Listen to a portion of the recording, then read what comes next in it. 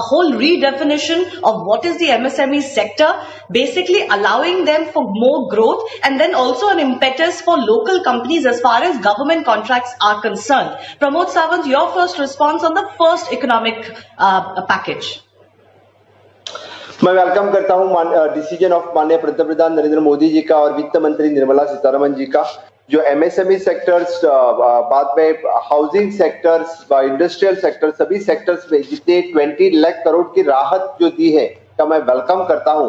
और इसी डिसीजन के इकोनॉमी बूस्ट हो जाएगी, specially that will help for the micro small entrepreneurs. इसमें जो राहत दी है उसका ढेर सारा फायदा इस सभी इंडस्ट्रीज को जरूर हो जाएगा, इसीलिए it will give revive the economy once again.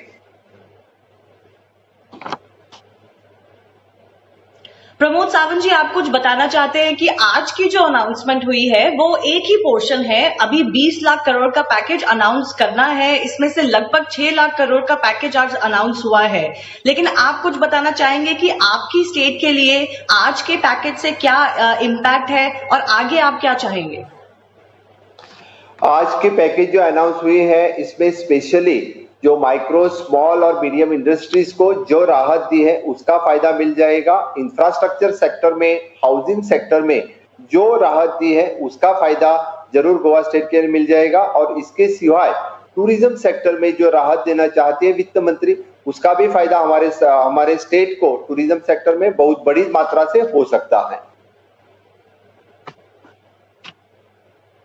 और गवर्नमेंट कॉन्ट्रैक्ट्स की जो बात की गई है कि 200 करोड़ से नीचे जो गवर्नमेंट के कॉन्ट्रैक्ट्स हैं उसमें ग्लोबल टेंडरिंग ना करके इंडियन कंपनीज को अलाउ किया जाए, उससे भी बहुत सारी कंपनीज को फायदा होगा।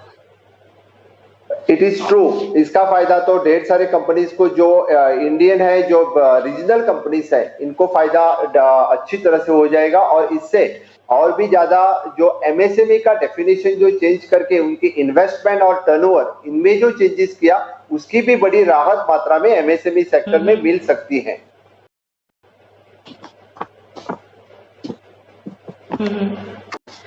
इसके अलावा गवर्नमेंट ने लिक्विडिटी बढ़ाने के लिए टीडीएस में 25% का कट किया है। इसके अलावा ईपीएफ जो कॉन्ट्रीब्यूशंस हैं, कंपनी, एम्प्लॉय और एम्प्लॉयर दोनों कॉन्ट्रीब्यूशंस में उन्होंने थोड़ी बहुत राहत दी है। कुछ छोटी कंपनीज को तो वो पूरा 12% गवर्नमेंट दे रही है, और बाकी जो कंपनीज है पीएसयूज को मिला के उनके लिए उन्होंने या तो एम्प्लॉय या एम्प्लॉयर कॉन्ट्रीब्यूशन को कम किया है। इससे लोगों की जो स्पेंडिंग पावर है वो भी बढ़ेगी।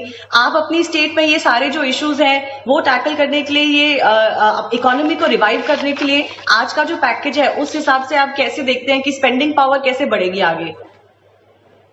जी हाँ, बिल्कुल, इसी के बारे में हम जल्दी ही हमारे यहाँ के स्टेट लेवल बैंकिंग की मीटिंग भी लेंगे। जो लिक्विडिटी की बात की है, इसकी राहत हमारे एमएसएमई को मिलनी चाहिए। इसके लिए हम जरूर यहाँ पे मीटिंग लेके और डिसीजन ले लेंगे कि इसको ज्यादा से ज्यादा फायदा हमारे एमएसएमई सेक्टर के सभी लोगों को मिले, और उसकी जो ईपीएफ और 15,000 के बिलो लोगों को जो मिला है उसका फायदा हो जाएगा। बाकी मुझे लगता है with the special liquidity scheme जो अनाउंस किया है उसका भी फायदा अच्छी तरह से यहाँ पे हमारे गोवा स्टेट में ढेर सारे एमएसएमई सेक्टर्स में जो इंडस्ट्रीज है इनको राहत मिल सकती है। Okay, MSMEs in themselves encapsulate a huge variety of both manufacturing and services. Let's not forget. So it's a pan-sector influx of liquidity. MSMEs first because they are the backbone of the industry.